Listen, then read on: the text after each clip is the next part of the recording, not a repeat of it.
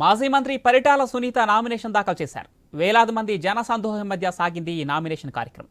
తన స్వగ్రామం రామగిరి మండలం వెంకటాపురంలో పరిటాల సునీత, పరిటాల శ్రీరామ్ ఎల్లమ్మ అమ్మవారి ఆలయంలో పూజలు నిర్వహించారు. అనంతరం పరిటాల ఘాట్ వద్ద కుటుంబ సభ్యులతో కలిసి ప్రత్యేక పూజలు చేశారు. అక్కడి నుంచి ర్యాలీగా బయలుదేరి వందలాది మంది టీడీపీ శ్రేణుల మధ్య Ramagiri, NS gate, Maruru toll gate మీదుగా రాప్తాడు వరకు సాగింది. నిన్న రాప్తాడు ఎమ్మెల్యే ప్రకాష్ రెడ్డి భారీ జనసందోహం మధ్య నామినేషన్లు దాఖలు చేయగా ఆయనకు ధీటుగా ఇవాళ టీడీపీ శ్రేణులు తరలివచ్చారు. బెంగళూరు జాతీయ రహదారి మొత్తం పసుపుమయంగా మారింది. ఈ కార్యక్రమంలో టీడీపీ, జనసేన, బీజేపీ నాయకులు కూడా పెద్ద ఎత్తున పాల్గొన్నారు.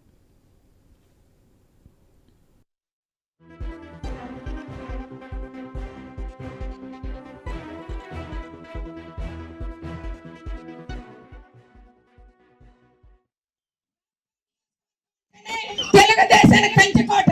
ఈ కంచకోటలో మొన్న 2019లో దొంగ ఓట్ల దాదాపు 32,000 ఒక దొంగ ఎమ్మెల్యే ఎక్కించుకున్నారు. కాబట్టి మనం ఓటుకు చెందాం.